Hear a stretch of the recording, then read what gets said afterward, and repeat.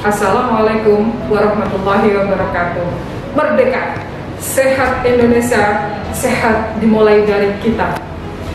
Anak-anakku kelas 4, 5, 6 SD Bina Anak Soleh Tuban bertemu dengan Ustazah Umi Mu'arifah di sini mewakili seluruh keluarga besar SD Bina Anak Soleh Tuban mengucapkan selamat Dirgahayu Republik Indonesia yang ke-76 dan mengucapkan selamat tahun baru Hijriah 1443. Anak-anakku, seperti yang disampaikan Ustazah bahwasanya pada kesempatan ini Ustazah akan mendampingi kalian semua menyimak bincang dengan tokoh inspiratif dalam tema pemuda mengisi kemerdekaan. Nah, anak-anakku, di program kegiatan kita kali ini akan ada penugasan untuk kalian semua. Penugasan itu menjadi lomba peringatan HUT Republik Indonesia dan Tahun Baru Hijriah. Sudah siap? Baik, Ustazah Umi akan memulai dengan membacakan biodata agar kita mengenal beliaunya, tokoh inspiratif yang akan Ustazah Umi dampingi berbincang-bincang nanti. Silahkan disimak biodatanya, karena dalam lomba itu ada dua penugasan. Yang pertama, menuliskan selengkap mungkin biodata tokoh inspiratif yang akan berbincang dengan Ustazah Umi, dan yang kedua, membuat resume atau ringkasan dari bincang-bincang yang Ustazah Umi lakukan nanti.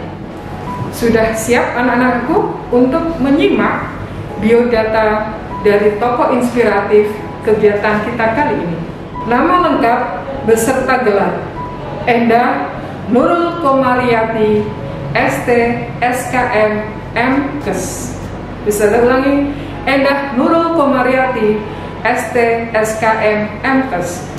Tempat tanggal lahir, Surabaya, 15 Januari 1971. Alamat, Jalan Masjid Al-Falah, nomor 80, Kelurahan Latsari, Kecamatan Tuban, Kabupaten Tuban. Pekerjaan, pegawai negeri sipil. Data keluarga, nama suami Dr. Haji Miftahul Munir, SKM, MKes, DIE. Nama anak, nomor 1 Muhammad Fadilah Naufal, putra kedua Fariduddin Bahran Mifanda. Jumat 13 Maret 2020, Kepala Sekolah SD Bina Anak Soleh Tuban menginformasikan untuk pembelajaran dimulai dengan pembelajaran daring. Semenjak itu, kita semuanya semakin mengenal dengan istilah-istilah yang awalnya kita tidak kenal. Kita semakin familiar dengan istilah daring, PJJ, PTM, dan lain sebagainya. Bahkan kita mengenal pada akhirnya nama istilah PPKM dan lain sebagainya. Tentunya anak-anakku bisa menebak bincang kita kali ini akan membahas tentang apa. Betul sekali, kita akan membahas tentang coronavirus 19 dan lain sebagainya. Sebagai tema, kita berbincang dengan tokoh inspiratif berkaitan dengan coronavirus 19. Anak-anakku kelas 4, 5, dan 6 SD Bina Anak Soleh Tuban, selamat menyimak, karena sebagaimana yang sudah disampaikan di depan, bahwasanya perbincangan ini akan menjadi lomba untuk kalian semuanya. Yang namanya lomba otomatis akan dipilih yang terbaik. Selamat menikmati. Anak-anakku kelas 4, 5, dan 6 SD Bina Anak Soleh Tuban, sebagaimana yang Ustazah Umi tadi sampaikan, Di pagi hari ini luar biasa Ustadz Umi bersama tokoh yang sangat menginspirasi menurut Ustadz Umi dan beberapa ustadz-ustadzah. Kita pilih beliaunya karena memang kiprahnya yang luar biasa dan perlu kita dengarkan kisah-kisah dari beliau dalam rangka mengisi kemerdekaan sebagai pemuda Indonesia memperingati HUT Republik Indonesia yang ke-76 dan peringatan Tahun Baru Hijriah. Alhamdulillah sudah bersama Ustazah Umi pagi hari ini, Ibu Endah. Ada beberapa hal yang perlu kami tanya, Bu, dan untuk mengedukasi anak-anak kami. Sebagaimana yang kami tahu bahwasanya Ibu menjadi juru bicara gugus tugas COVID di Kabupaten Tuban. Tugas penjenengan berakhir di bulan April, itu nggak Bu? Dari hal itu, ini sejak kapan Ibu terlibat dan dapat amanah untuk bersama-sama dengan tim gugus tugas menangani COVID-19 di Kabupaten Tuban? Ya, jadi waktu itu COVID-19 pertama kali masuk di Indonesia pada Januari 2020. Waktu itu masih di Jakarta. Kami berpikir masih di Jakarta, masih jauh di sana, jauh dari Tuban. Ternyata Januari, Februari, Maret, pertengahan Maret itu sudah ada pasien pertama di Tuban. Dan pasien itu kebetulan salah satu teman tenaga kesehatan pulang dari pelatihan di Surabaya. Jadi 16 Maret itu pertama gugus tugas Kabupaten Tuban itu membentuk gugus tugas, kemudian 16 Maret 2020 juga itu pertama kami ditugas sebagai juru bicara. Perkembangan untuk penanganan COVID sendiri, Bu, dari setelah ketahuan di 16 Maret 2020 sampai panjenengan berakhir di tugas di April itu seperti apa ya, Bu, progresnya? Jadi pertama itu masih kasus-kasus yang berasal dari luar kota, penularannya dari luar kota. Kemudian ketika dari luar kota itu masuk ke Tuban, dia sakit. Jadi mereka kasus-kasus yang penularannya di luar kota itu masih pada Maret. Kemudian April itu sudah ditemukan penularan di Tuban. Jadi kalau dari luar kota dulu, kami akhirnya berpikirnya berarti kita harus kurangi mereka yang masuk dari luar kota, dan kita siapkan SOP untuk bagaimana mengantisipasi supaya di luar kota itu bila ditemukan dia sakit bisa segera diisolasi sebelum menularkan. Nah, pada April itu sudah mulai ada penularan di Tuban. Jadi mereka yang sakit itu kemudian sebelum dibawa ke ruang isolasi atau ke rumah sakit sudah tertular. Jadi penularan atau transmisinya akhirnya sudah jadi Tuban. Itulah kemudian meningkatnya pesat. Yang semula itu kenaikannya hanya 15 derajatan, kemudian pada akhir tahun 2020 itu sudah 45 derajat naiknya. Jadi bertambah begitu cepat pasien baru. Tetapi kemudian alhamdulillah pada 2021 mulai turun sampai pada April 2021 kemarin itu sisa pasien yang aktif. Pasien aktif itu artinya pasien yang sedang dalam masa perawatan itu tinggal 29 orang. Tapi kemudian setelah itu begitu ditemukan ada varian Delta, varian baru yang lebih cepat menular, ternyata melonjaknya lebih tinggi daripada yang pertama. Jadi melonjak tinggi sampai dengan kemarin itu sempat di atas 100 pasien aktif. Kemudian kita tahu pemerintah mencanangkan ada PPKM darurat.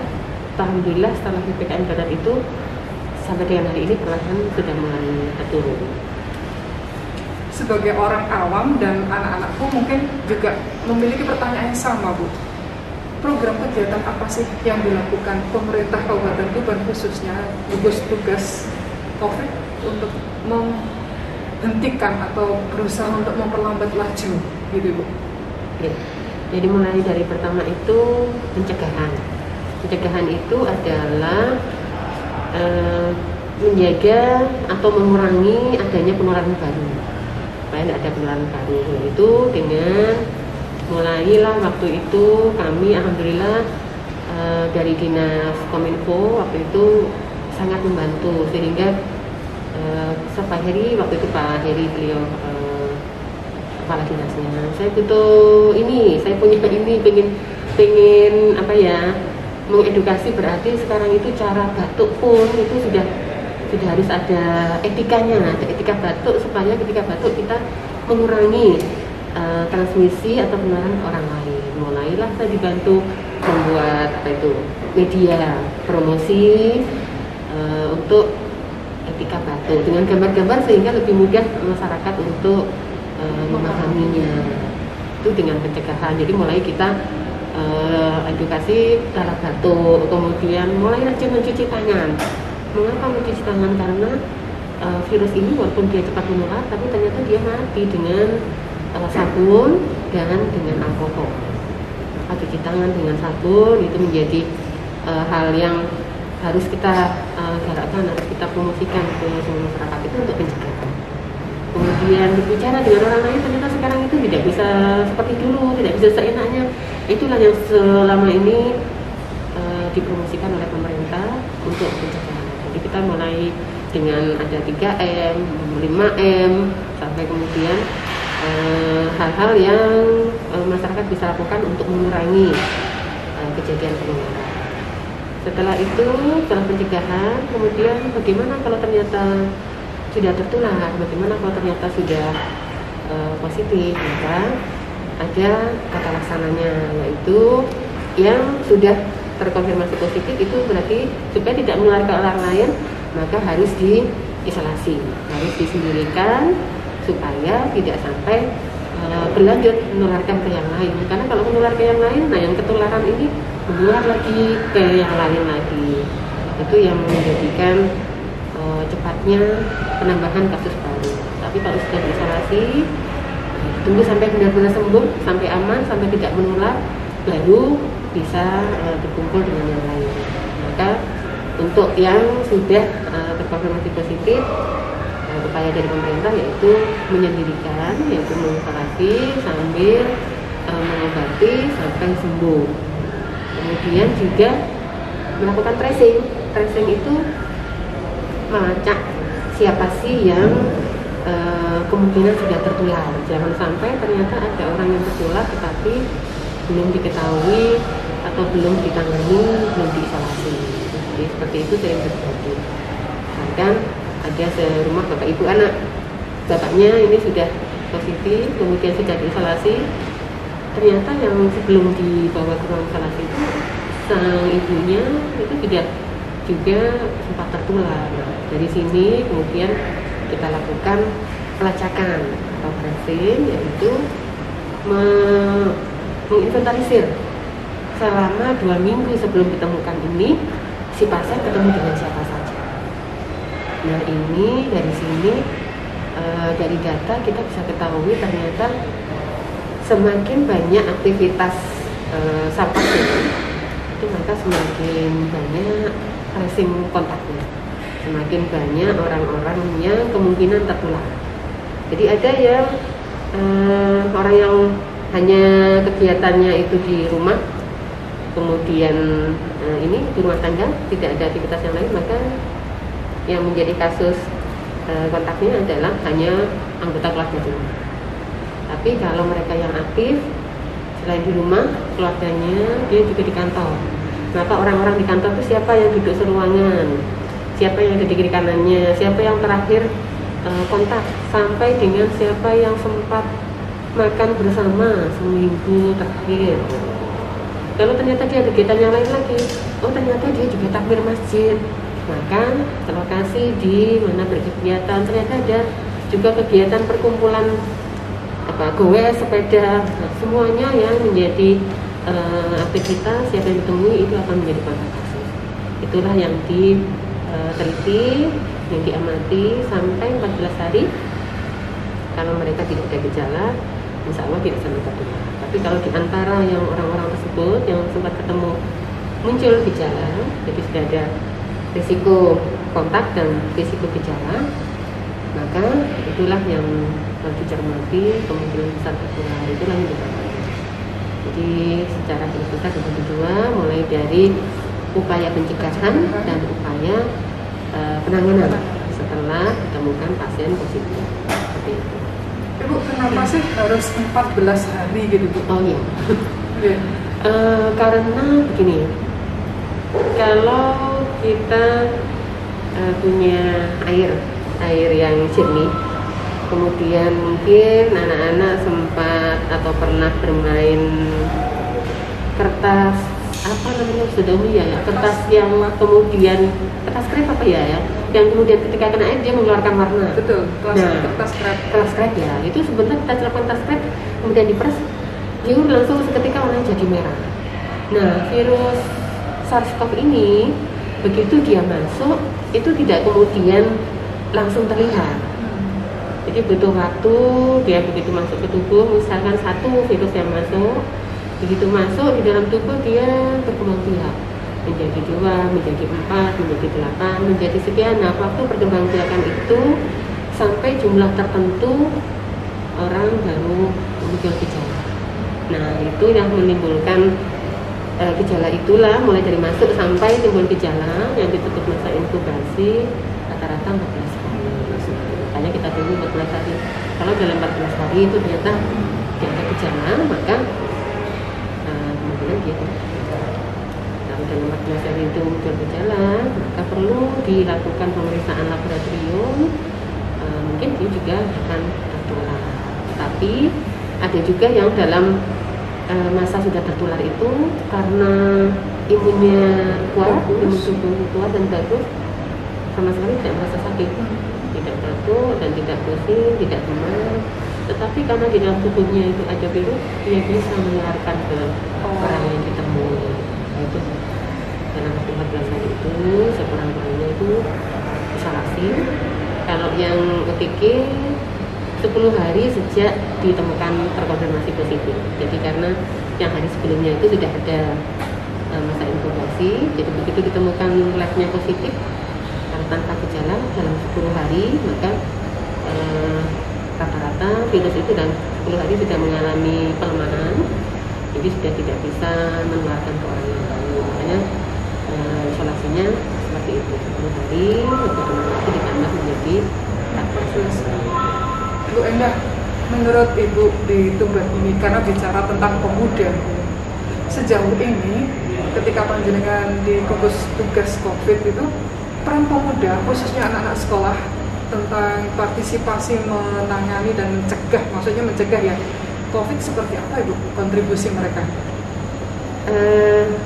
Sejak awal kita juga kalau perhatikan Bapak Presiden, kemudian Ketua Satgas SA juga, beliau selalu menyampaikan bahwa pandemi ini tidak akan bisa selesai tanpa peran semua, tanpa peran bersama. Siapa itu? Siapa saja. Jadi siapa saja bisa berperan, mulai dari hal-hal kecil, mulai dari diri sendiri. Nah, ini sejak awal pandemi, alhamdulillah para pemuda ini sudah berkontribusi banyak. Jadi mulai dari yang pertama tadi untuk pencegahan, mereka sudah menularkan aja protokol kesehatan seperti ini loh. Protokol kesehatan itu yang lebih aman supaya kita bisa mengurangi risiko tertular. Itu sudah sejak mulai awal pandemi. Jadi mulai dengan kegiatan-kegiatan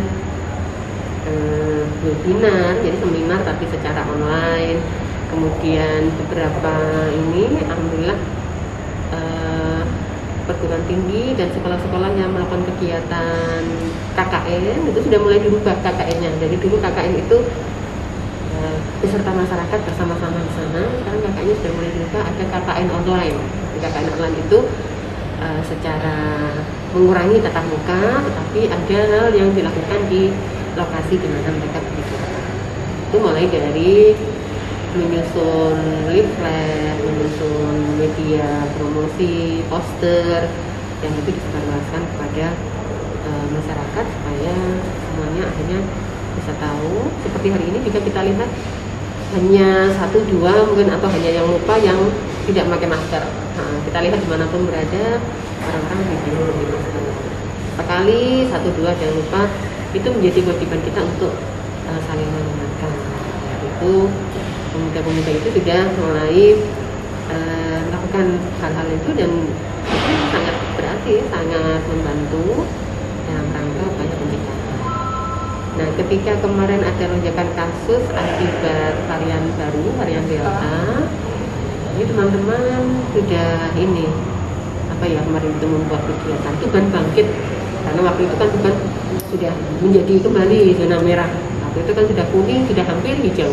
Tinggal 29 kasus aktif. Kalau 29 ini sudah semuanya sembuh tanpa ada penularan baru, sudah 0, maka Kabupaten Tuban sudah jadi zona hijau. Tinggal sedikit lagi, 29 orang sekarang menjadi sudah siap. Karena itu sampai rumah sakit penuh kan kemarin, maka kami dan teman-teman Nakes itu mengajak semuanya siapapun untuk bergabung di dalam relawan. Apa itu kegiatannya? Apa saja yang bisa mereka lakukan? Saya misalnya promosi lewat ini, membuat vlog, saya membuat media promosi cetak. Lalu saya ini kemarin ada toko roti. Saya mau sedekah roti aja kepada semua yang menjaga, mulai dari PP, polisi, semua yang terlibat. Jadi apapun yang mereka punya, apapun yang mereka bisa, itu mereka kembangkan dalam wajah itu. Tuban Bangkit ya Bu? Ya. Ini yang bisa jadi relawan Tuban Bangkit kira-kira siapa saja? Siapa saja bisa. Oh begitu ya? Siapa saja bisa. Jadi siapa saja. Jadi mulai dari siapa? Misalkan anak-anak SD bisa, mulai dari sekarang kan saya lihat anak-anak lebih lebih pandai dan lebih terampil dalam IT dibandingkan dengan zaman saya. Zaman ini, apalagi zaman saya. Zaman saya dulu itu pegang komputer itu baru ketika anak-anak SD ini sudah banget. Dengan itu mereka mungkin sudah punya media sosial, mengupload ajakan-ajakan untuk berperilaku hidup bersih dan sehat, mengkampanyekan perilaku dan protokol kesehatan. Itu sudah merupakan bagian dari bersatu melawan COVID itu tadi. Di pusat itu ininya BLC, bersatu lawan COVID. Dan seperti itu di Tuban mereka menyemangatinya dengan Tuban Bangkit. Masa kok gini-gini terus, ayo ke Tuban Bangkit. Jadi supaya kita bisa bersama-sama mengusir jauh-jauh COVID ini dari Boyolali. Atau setidaknya kalau tidak bisa diusir, kalau dia ada tetapi jangan kulit yang mengganggu kita. Jadi dia ada di luar, jangan diizinkan dia masuk ke tubuh kita. Seperti itu.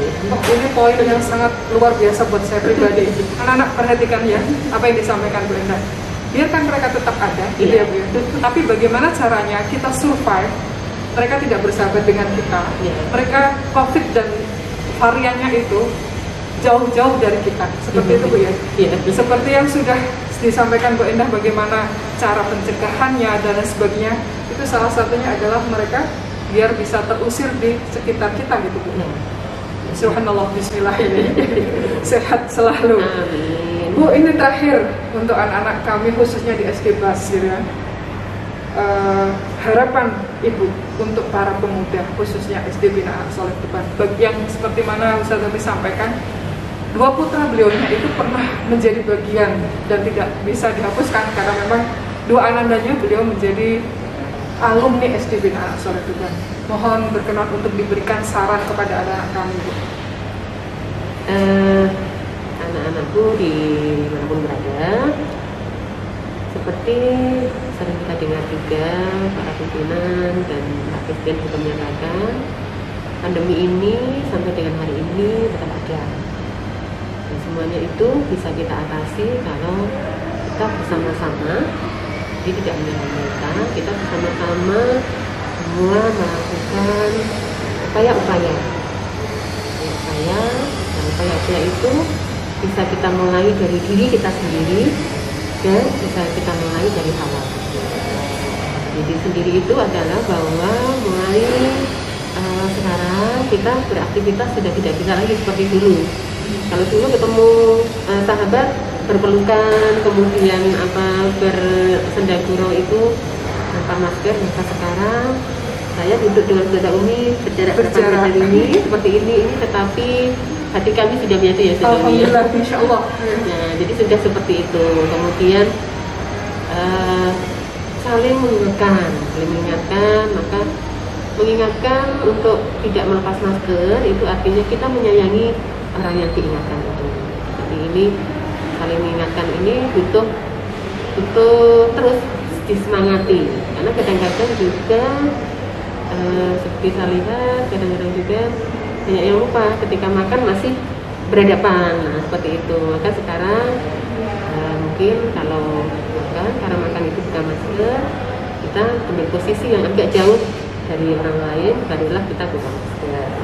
Setelah selesai makan, baru masker ditutup. Nah, setelah itu baru dilanjutkan lagi ngobrolnya. Jadi sudah tidak ada lagi ngobrol sambil makan. Itu sudah tidak ada lagi. Dan hal seperti itu, kemudian kebiasaan mencuci tangan dimanapun berada. Yang seperti ini bisa anak-anakku terapkan pada diri sendiri dulu, baru kemudian kita terapkan pada ajak orang-orang di sekitar. Siapa? Bapak, ibu, nenek yang ada di rumah. Nek, sekarang itu sudah tidak bisa garuk-garuk kepala, garuk-garuk muka tanpa cuci tangan. Misalkan kalau di TV ada yang datang, maka cuci tangan dulu baru pecah-pecah mata. Seperti itu. Ada perilaku baru yang harus bersama-sama kita tularkan mulai dari orang-orang sekitar. Dan mungkin juga nanti pada saatnya kalau sekolah sudah bisa tatap muka, semoga segera bisa segera. Nah, mungkin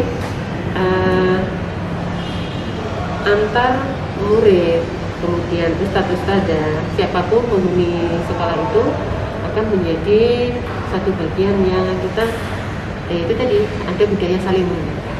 Kalau di Surabaya itu apa ya, Pak Wakil Gubernur itu Wani Jogo Surabaya seperti itu. Jadi Wani Jogo itu artinya sama-sama saling mengingatkan, sama-sama saling menjaga. Kita mengingatkan itu artinya kita menyayangi. Jadi saya memakai masker untuk melindungi Ustadzah Umi memakai masker untuk melindungi saya.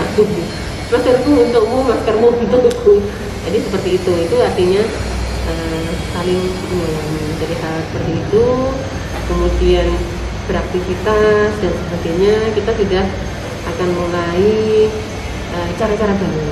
Nah, seperti ini, hal-hal baru seperti ini, anak-anak tentu akan lebih cepat beradaptasinya daripada kita yang sudah mbah yang sudah 60-70 tahun. Nah, yang di liar ini, anak-anak itu pasti lebih cepat untuk menyesuaikan. Nah, setelah anak-anak itu semua menerapkan ke dirinya sendiri, jangan bisa mulai tularkan, ke keluarga, ke tetangga, ke teman. Semakin banyak yang kita tulari virus positif ini untuk melawan virus SARS-CoV itu dengan virus positif, maka akan semakin bisa diminimalisir adanya penularan. Kalau tidak ada penularan, maka yang sakit itu sudah sembuh dan sudah tidak ada yang sakit baru. Mudah-mudahan suatu saat nanti sudah tidak ada lagi yang dirawat di ruang isolasi di rumah sakit sana. Karena teman-teman tenaga kesehatan juga sudah lelah, sudah 2 tahun full. Ini mereka tidak bisa istirahat, karena kalau mereka istirahat nanti siapa yang akan menolong mereka, walaupun berjadwal. Satu positif isolasi, ganti satunya masuk, satunya sudah selesai isolasi, satu positif, jadi sampai begitu. Teman-teman tuh ada yang karena menolong itu ada yang sampai 2 kali, ada yang sampai 3 kali terkonfirmasi positif karena langsung hubungan dengan pasien yang menangani. Terima kasih Mbak Indah. Dan bahkan di MPLS di SDB Anak Soleh Tuban itu kemarin kami membuat hashtag terima kasih garda depan pahlawan COVID Indonesia sampai kami seperti itu. Ini menjadi sebuah doa, menjadi sebuah motivasi untuk kami keluarga besar SD Bina Anak Soleh Tuban. Insya Allah katanya salam sehat, sehat Indonesia, sehat berasal dari kita seperti itu. Oke Bunda, saya rasa cukup. Terima kasih atas edukasinya untuk saya pribadi dan anak-anak.